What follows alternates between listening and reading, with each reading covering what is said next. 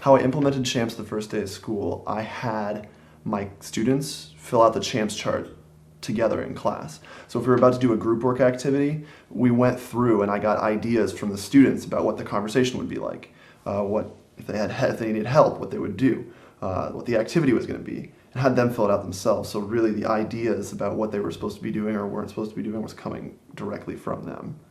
So if they were breaking those CHAMPS procedures, just refer back to the CHAMPS procedures and say, hey guys, this is what we did, this is what we agreed on, why aren't we following this?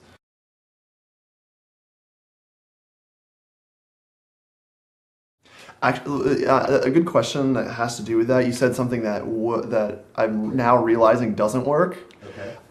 And it was funny. It was during my University of Louisville class this weekend that I considered this. And that in the past few weeks, I've been pretty negative in terms of trying to control kids' behavior. So if they're doing something wrong, I tell them, no, that's not right. You know, like do this, do that, but don't do this. You know, and I haven't really implemented a reward system yet. So I'm trying it tomorrow, actually. I'm going to implement a reward system because I haven't really been focusing on the good things they do.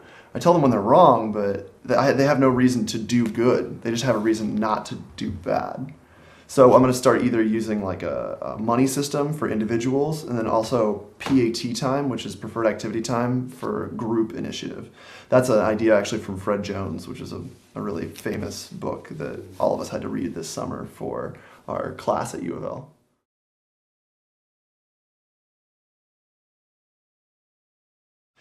Well, you have to think of this before and how you're gonna set up your consequence procedure. But normally it's a line of things that you'll do. So if they mess up, if they are disobeying a rule for some reason, you go to the first step, which might be verbal warning.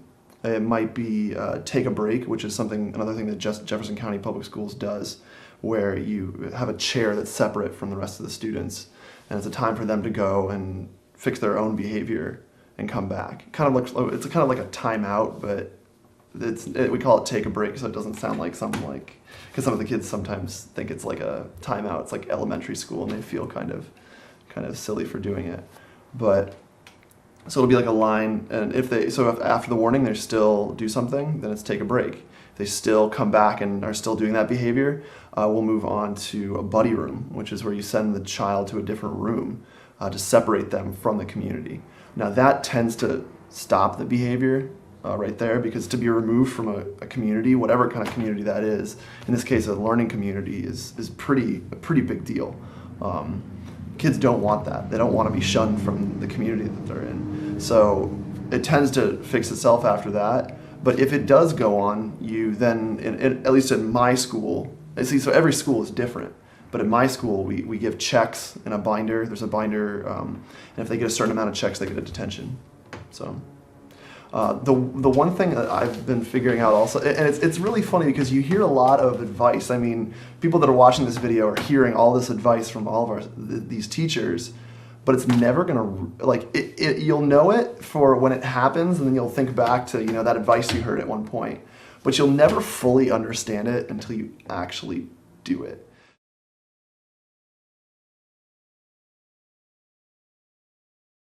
So I'm now realizing, for example, like people tell you, one of the biggest pieces of advice is like, oh, be strict. Don't be too lenient with the kids. Make sure that you are, you're very consistent, and that, don't smile until Christmas.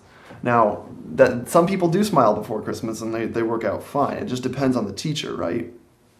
But I'm now realizing, just after having taught a couple weeks, every week, every day, I'm learning exactly what that means to be a firm teacher, to be a strict teacher, But every single day I'm also learning about what it means to be a caring teacher, what it means to be an open-minded teacher, what it means to be a teacher that really cares about students learning.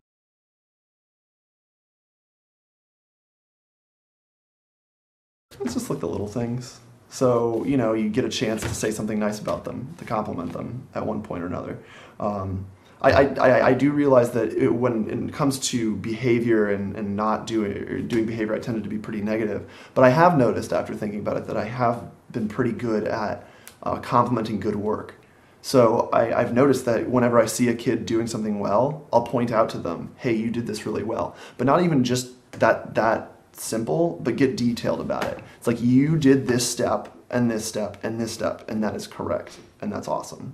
Just pointing out little things like that really motivates them and kind of shows that you care, because you're giving them detail. You're taking the time just to point out and think hard about exactly what they've done right. So.